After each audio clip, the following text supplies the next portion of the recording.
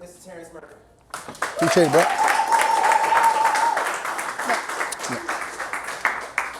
All right, y'all, I'm going to talk quick. We're going to get y'all out of here.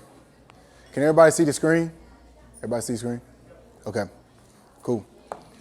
So one of the things I like to do when I speak, and one of my passions is to come home to East Texas. Obviously born and raised in East Texas, and just been traveling the world doing business and entrepreneurship, obviously playing football. If y'all kept up with the news over the last couple of months, we did our camp back at the high school. So every year we're going to start doing the Terrence Murphy camp, football, finance, and faith. We had, I think, right at 500 people between the kids and volunteers there at that event. And so it'll be back next year, man. Y'all got to be there. It's a really good event. We had people give their lives to God at that event. And so we'll be doing that.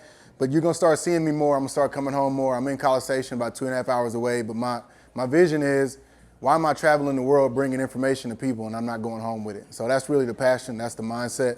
And I just love helping people grow, man. I want to see people be successful. So I'm going to blow through this real quick.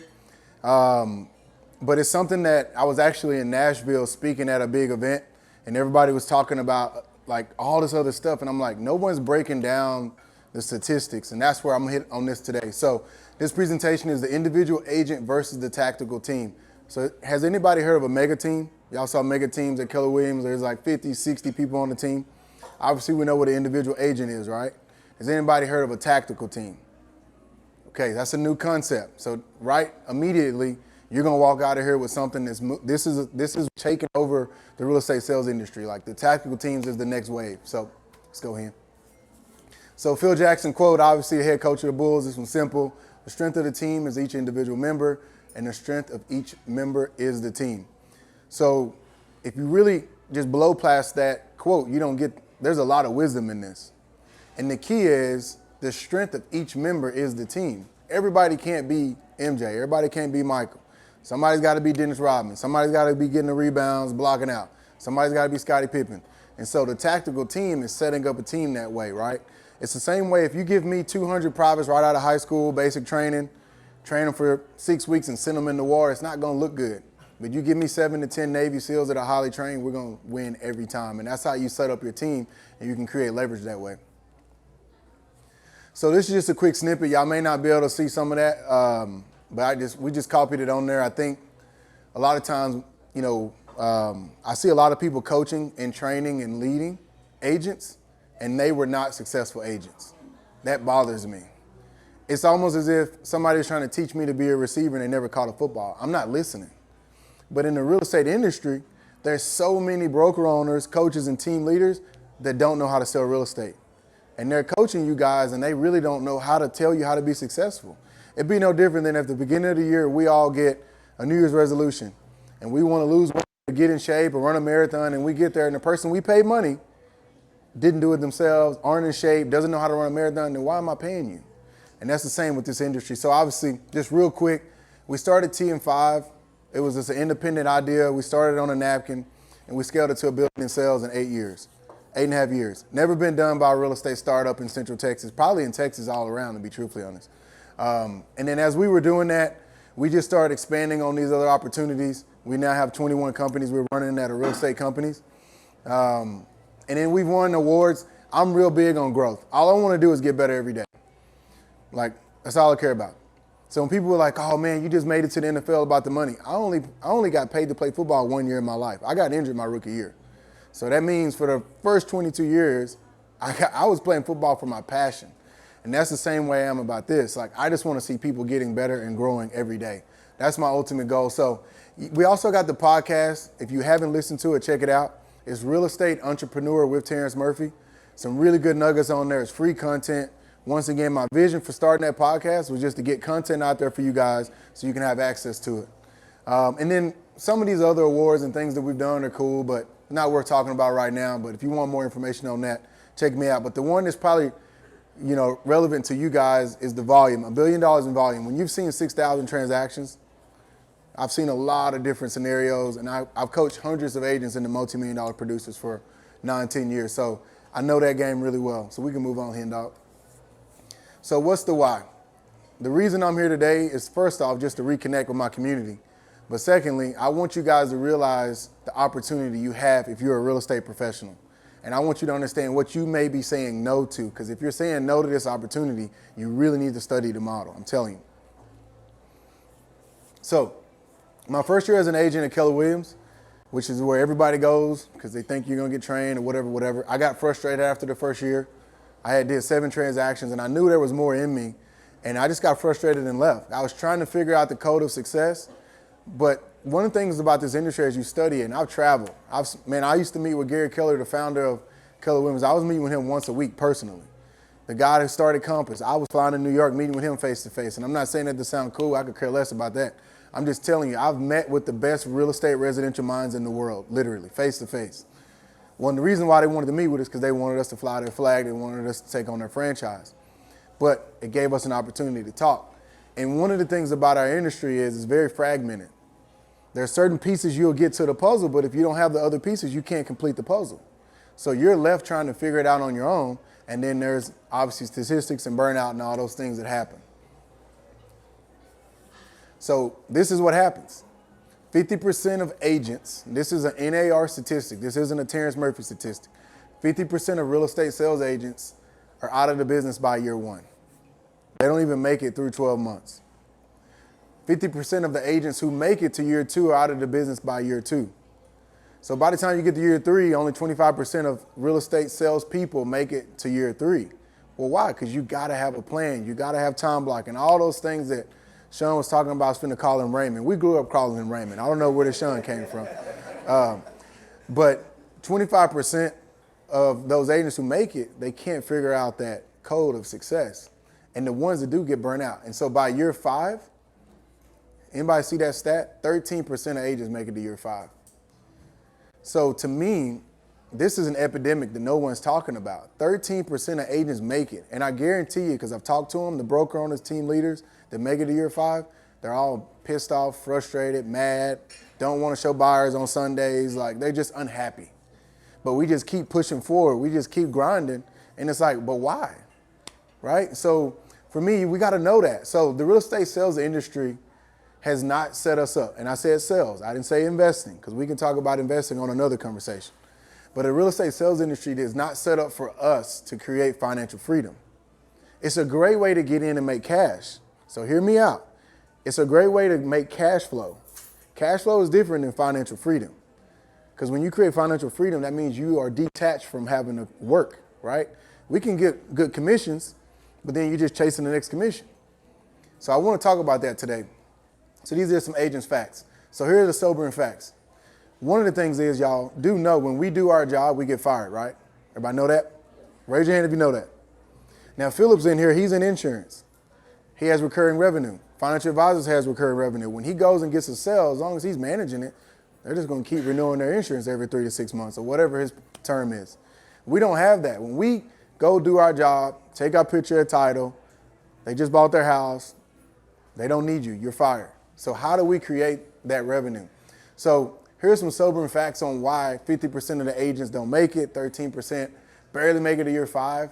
It's time block. You see, I start off with that. If anybody knows me and I've ever coached you about how to sell real estate or be a great athlete or do anything at a high level, there's not an Olympic gold medalist, a LeBron James, a Tiger Woods, anybody at a high level that doesn't time block. So I'm telling you now, if you didn't hear anything else I said today, if you don't time block, you will never succeed at a high level. That's just a fact. That's a fact. Now, you may sustain it for a short time period, but you can't repeat it. And we know true success is being able to make something repeatable year over year. There's a reason why LeBron James is, 15, 16 in? Dude's still playing at a high level because he's understanding this right here. And then they aren't willing to get on the phone and have real estate conversations. If you don't want to talk on the phone, sales is not your thing. You can be selling tractors, yachts, airplanes, lawnmowers. If you don't get on the phone and talk to people, you're not going to succeed. And I'm always blown away. Like, I would encourage anybody who wants to get in sales, get a disc test. Understand who you are and your strengths and weaknesses, because you got to get on the phone. They don't study the contract so that they can grow in competence. So they aren't willing to be uncomfortable so that they can become comfortable. They have no plan or goals written out, which you would think that me and Sean shared our presentations. We honestly never even looked at our presentations together. But it's saying the same stuff. You want to know why? Because it's truth. Truth can't not be refuted, no matter who says it. So whether Valencia says it, Sean says it, or I say it, it's the truth. So you got to have those goals written out, and it just went away. All right, there we go. And then they take rejection personally. Like, you can't be in sales, whether you're in car sales, yacht sales, whatever. You can't be in your feelings if somebody say, I'm not interested in talking to you today. Like, no, I'm good. Like, I'm not interested in talking to you today. Okay, cool. I'll call you back tomorrow. Whatever. So, and then focusing on income producing activities. Go with it, Hen. All right, so 10 pain points. I've coached hundreds and hundreds of agents. I've coached agents that were brand new that sold $10 million their first year in real estate sales based on the systems and processes I told them to run. Just run this playbook. I have the playbook that works. So just run it. But these are the pain points that I've seen after coaching agents for 9 years or 10 years. Let's just round up. Really needing transaction services and support. So having a transaction coordinator and a listing coordinator, if you want to get to a place of leverage, if you're still doing everything yourself, you're going to burn out. Needing coaching and accountability. If Tiger Woods needs a coach, if Michael Jordan needs a coach, if Will Smith needs a personal coach, we need a coach. My water back. Oh, well. So you got to get a coach. And then courier services. If you're still putting out all your lock boxes, all your signs, all your flyers, you're never going to create leverage. Technology, I can take a brand new agent right now. I'm doing it right now. When we moved over our brokerage to EXP, I went and hired 3 brand new agents. I didn't take experienced agents. I hired 3 brand new agents. And we're going to sell $100 million this year with less than 5 of us. And those 3 agents that are brand new, VS probably going to do 12 to 13 million this year. Laura's probably going to do 10. And I'm only saying that to say, you give me a new agent who runs the playbook and uses these systems versus someone who thinks they got it all figured out, a seasoned agent, my new agent is going to kick their ass every time. Because you need technology. If you're still in this game and you're not using technology, in any sales industry, you're not going to be able to compete soon. You're going to be outdated. And then you need processes and systems. And then you need to know how to get more listings. Because does anybody know, in a hot market when there's 16 offers, how many people win on that of the 16 offers? The one buyer's agent, and then who else? The listing agent wins every time, no matter what. So that's why I'm all about listings first. Y'all want to send 16 offers? I know I got the property. I'm going to win no matter what. So you got to get listings. And that's the only way you'll leverage. And then need help with lead generating, framework for marketing, and guidance on how to scale. Some people don't know how to scale. I will tell you, one of the hardest things in any industry, and I've studied startups, I've studied billion-dollar exits, is scale. It's the hardest thing to figure out. How can I, because in order to scale, you got to have a repeatable system. Go for it, Ham. So we talked about that. We can skip on past that. Agents, yep. So here's breaking through the ceiling, right? These are different ceiling markers that I've seen in real estate sales. Once you hit 5 million, you got to figure out a different transition plan, a transaction coordinator services, things like that in order to go through that ceiling, right? And the hard part is they're stuck at certain levels because they're trading their time, family time, for work time. So you got to have the work-life balance, but you got to put systems in place to break through that ceiling. 15 to 18 million, 22 to 30. And I've coached agents all day doing this kind of production in College Station. We're not in Beverly Hills, y'all. Like, I just closed my 50th $1 million transaction last week. And I'm in College Station. Average sales price, $240,000. There's a system and a process. If you just plug in those systems, it'll work. And 50 million. Once you get to 50 million in production, this isn't for your whole career. This is year over year. There's systems that I can show you to scale that and keep going. Do you feel like your client expectations are unrealistic? Raise your hand if you think your client's expectations are unrealistic. Okay, we got one realtor in here who said that, Ms. Murphy. So all y'all's clients' expectations are legitimate. Them calling you at 10 at night and on a Sunday and all that. Texting you every day, like after you already sent them the stuff 3 times. Well, here's why, y'all. We're not competing against each other anymore. We're not competing against real estate agents and brokerages. We're competing against other industries. And y'all heard me talk about that. So you're competing against an Amazon experience. If I can sit in my bed, not even get up and hit my button and something drops on my front door, what do you think they're going to expect from us as salespeople? Let's just talk about it, whether you're in insurance or in real estate. their expectation is going to change. So if you're still operating with those old systems, you're not going to keep up. There's a reason why people are going to take your market share, because they're already focused on this. I'm studying so much. If I start telling y'all about the stuff that I'm working on, y'all think I'm just making it up, because it's happening. And like I'm telling you, artificial intelligence is coming into our sales industry. And if you don't get on board now, you will be a dinosaur in 12 to 24 months. And so you got to understand that. And so obviously Uber, Airbnb. So here's the 3 things you're going to run into. These disruptors are happening. And how can you create a customer experience, hit those expectations, and have customer efficiency? If you don't hear anything else I said again today, if you're in sales, no matter what industry, you need to know those 3 points.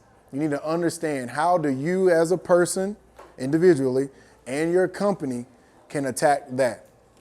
Because if you don't, then TM5 is coming to sweep through East Texas. I'm telling you now, because that's very important. You got to understand that. If not, you're not going to be able to compete soon. So let's keep going. So I meant to ask y'all this before I went to the slide. How many tasks are in each transaction? I've just showed you the answer, but what would have been y'all's guess? Anybody guess? If I didn't show you the slide, how many tasks do you think is in each real estate transaction? Just guess out loud. What you got? What would have been your guess? 45, 50. What else? 200. So 180, give or take. Okay, so there's 90 tasks that happen on the sell side, and then 90 on the buy side. Now we see why one transaction, just one, 180 things. So that means when you send out the listing agreement, that's a task, right? When you get it and then you got to upload it and make sure you're complying with your broker, that's a task. All those things are tasks. And if you're trying to do them on your own, it's going to be tough long term. You got to figure out scale. And this is what a transaction looks like once it's under contract.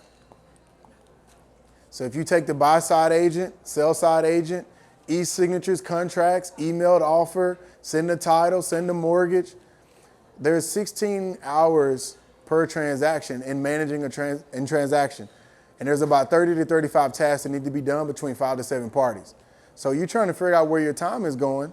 Here's the difference. If Raymond goes and puts a house under contract today, it's a new builder home, and I put the same house down the street under contract, but I hand it off to my transaction coordinator, my listing coordinator, my VA, and they run with the transaction from there. I'm already off to the next deal.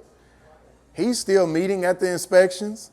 He's showing up, meeting with the lender. He's trying to coordinate surveys. We need to order a survey on this. I'm not doing any of that. So who's going to do more deals this week? Self-explanatory, because 16 hours, then that's after it goes under contract. And we're wondering why we're burnt out, because realtors, for some reason in this industry, we decided, I don't know who in the hell told us this, that we got to have all the answers. We don't have to have all the answers. Leverage other people's talents and get other people involved in the process. Like, that's so important. So this is where your time is going. And this is why a tactical team, I can put a brand new agent on a team and they'll do 10 million this year. And you could take somebody who, I've been a realtor for 30 years. That's awesome. But if you're doing 2 deals a year, that doesn't really matter, right? So that's what these things are so important, and nobody's talking about it. Tell me where y'all have had this conversation with your broker. Raise your hand if you've had this conversation with your broker, or somebody recruiting you, or somebody who came to you and said, hey, I'm going to show you how to set up a sales business the right way. No, they give you basic training and they send you out there to the streets. I know. That was me. And so you got to understand this stuff, because listen, guys, if we're going to be taking time away from our family, if we're going to be grinding the way we work, we got to make sure it's efficient, because every minute, we're not going to be here forever, y'all. Like, this doesn't just go on forever. And like, the mentality you got to have to set this up is you got to have structure and systems.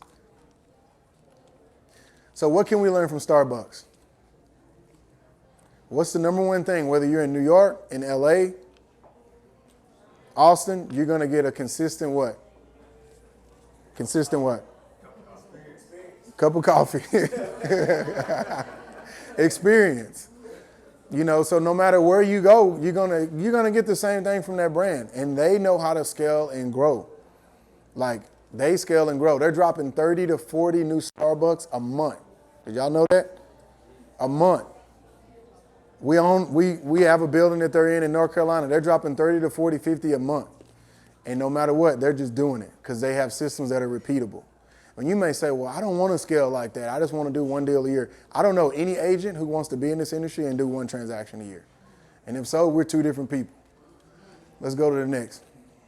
So here's another thing I see agents, and I'm just kind of hitting these sobering topics just to kind of, open y'all's mind up to what we're going to be talking about on the podcast and the training.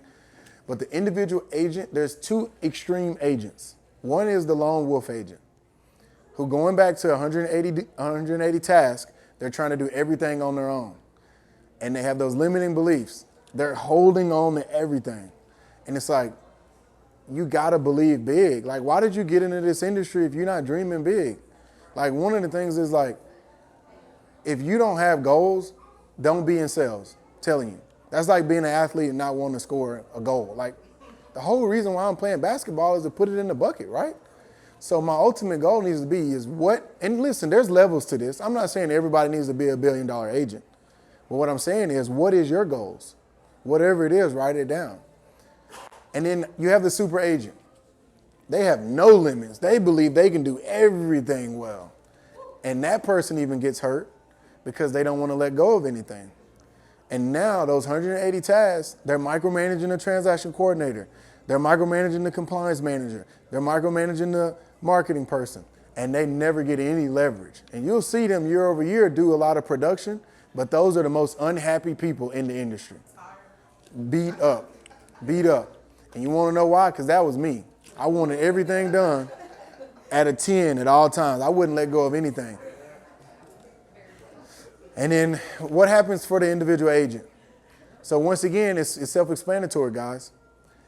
If you take me and Fernando and technology and Henry and Valencia and put 5 of us on a team and get systems that are repeatable, and then you try to go against us as a one-off person doing 180 tasks every transaction, we're going to run you over like a Mack truck. Because you're going to melt down, you're going to have burnout, and guess what? Even if you're not melting down, let's say you're just running on 10, at some point, poor customer experience is going to happen. I always say real estate sales or any sales is like a rubber band. If you take a rubber band and sit it down in its current state and you don't stretch it, you can't see any cracks. It's just, in its current state, it's fine to sit on the table. But if you take that rubber band and you start doing this, what happens? You start seeing cracks. When we stretch our sales business and we start scaling, and that's what I talked about earlier, those different ceilings, if you don't understand the framework and the models, you're going to stretch your sales business, and then what's going to happen? The cracks are going to show, which is bad customer experiences, or it's going to do what? It's going to pop. And I can't tell you how many real estate agents I've talked to where their business popped. So, like I said, that was me as an individual agent.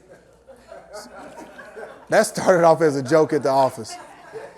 So I had a lady years ago who started off as a joke because people kept asking me, are you the Terrence Murphy? And I was like, I fucking stand. It's just Terrence Murphy. So we made a joke that I was going to wear my football jersey under my suit to a listing appointment, but it just kind of kept going. It's an inside joke, though. But the tactical team, and like I said earlier, I was trying to do this year over year by myself, 100-plus transactions at 180 tasks per transaction. And I did it at a high level for 10 years. My worst year was $35 million by myself. One agent, me, nobody else helping me. My best year was $55 million. But I was burnt out, I was unhappy, and I was frustrated. And so now with the tactical teams, I have leverage, and I'm now putting those teams and planning them and helping people set up teams so that they can scale. So that's the important piece. I already said this earlier, brokerage. So real quick, the brokerage, this is what they're doing to us, y'all. They're not specializing us at all. They're just saying, come into the industry, we'll give you basic training, we send you out to battle. Agents have no clue how to set up businesses. They don't know that they got to pay taxes at the end of the year.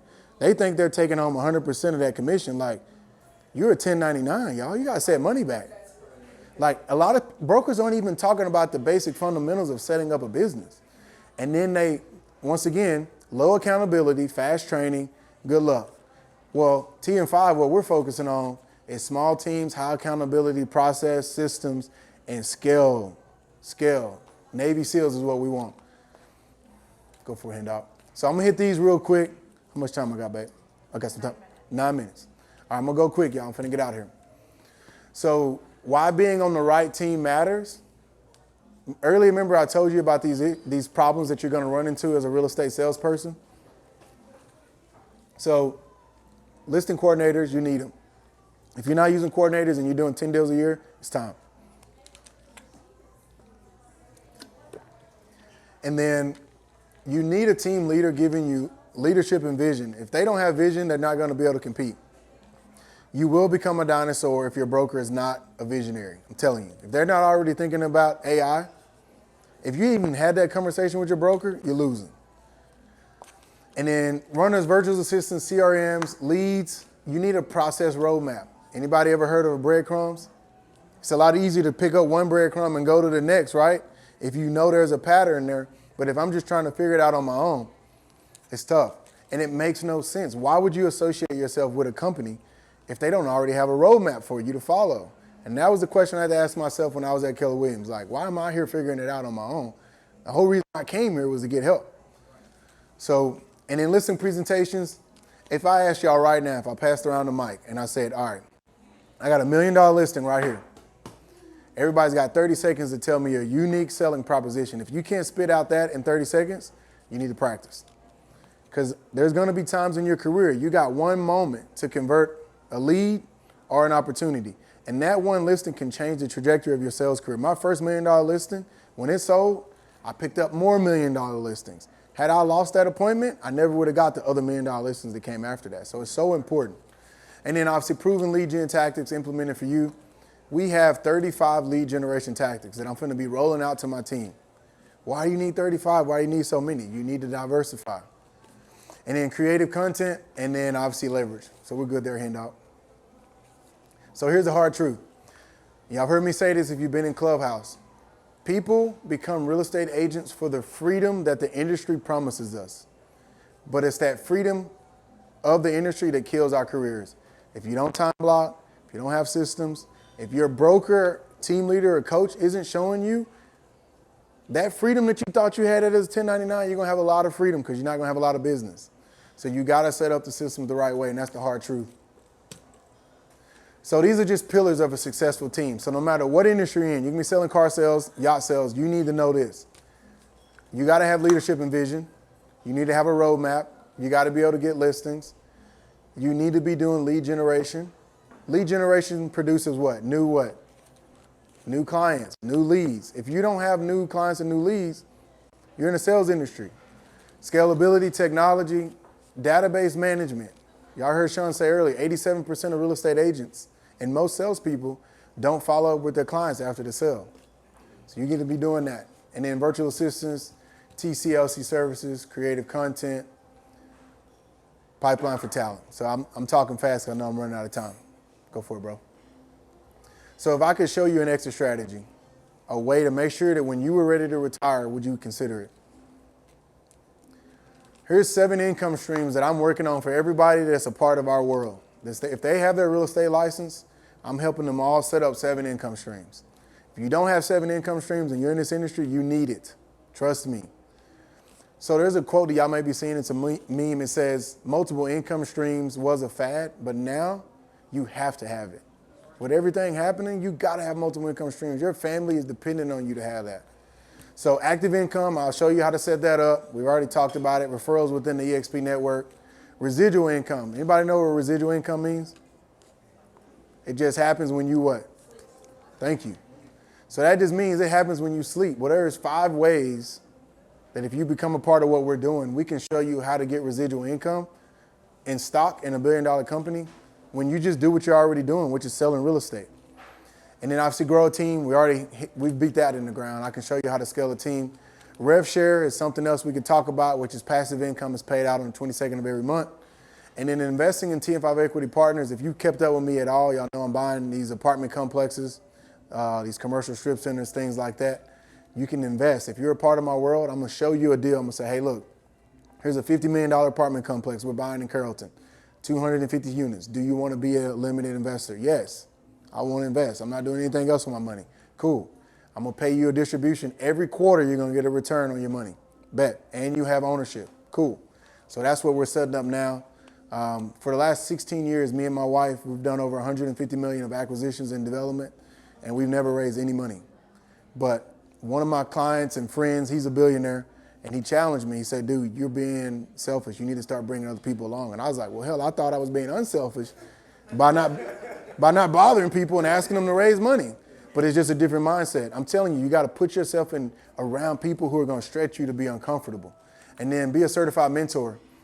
If you have experience as a real estate agent, you can bring in newer agents and help them and coach them. And when they do deals, you get a portion of the commission and then dividends from stock. So obviously at EXP, we just decided we had $1 billion in revenue last quarter, and 50% of our AGCI went back to our agents. So we start participating in that.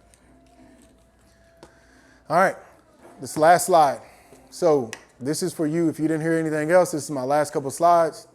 But if you were going to rate your current brokerage on a scale of 1 to 10, this is just for you. This ain't got nothing to do with me. I'm going to give everybody a test. On a 1 to 10 scale at your current brokerage, 10 being best, 1 being the worst, 0 being not even a possibility, what would be your ability to gain stock and equity in your brokerage? Like for them to actually come sit down and say, Terrence, thank you, man. You've been here grinding for 5 years, 10 years. I want to give you ownership in this franchise. I want to give you ownership at this brokerage. I want you to have equity in my company. Raise your hand if you have that opportunity as an agent. 3. There we go. So if not, you need to have that chance to get stock and equity. Number 2, training. If you're not set to 2 to 5x your business from last year, you're not being trained right. Every year you should be scaling. And then a lot of times people say, well, yeah, I'm doing 5x more, but are you producing more production with less work? That's the next question. Oh, I went from 2 million to 5 million, but yeah, you're working 50 million times harder. You're working 80 hours a week. Are you doing it with less work? I'm doing more sales with less work. So if you don't have those systems, you need it. And then your ability to compete with disruptors, Zillow, Redfin, Open Door, because those are coming, y'all. I told y'all years ago, Zillow was going to become a brokerage. Now they are. Nobody believed me. I've been saying it for 10 years. They thought I was crazy. No, you don't. Okay, it happened. Now we're competing against them. And then what's your ability to have residual and passive income, competitive health insurance, because you owe it to yourself and your family to have health insurance, and then have the same opportunity that your broker and team leader has to create multiple income streams, and then community and culture. So if you have a 10 on all those and you're at another brokerage, stay where you're at. Like real talk. If you don't, then what are you doing? So here's just some way for us to connect. Obviously, I'm trying to do better on social media. I hate it. Once I retired from the NFL, I deleted all my accounts. I didn't want to be bothered with that, but I've jumped back on LinkedIn, Instagram, and yeah, this is it. So I guess that's the podcast, Real Estate Entrepreneur Podcast. My Terrence Murphy coaching is coming out. We're doing a beta class in December. That'll be online where I'm not talking so fast. I had like 15, 20 minutes, however long it has been. But Instagram, but yeah, that's it.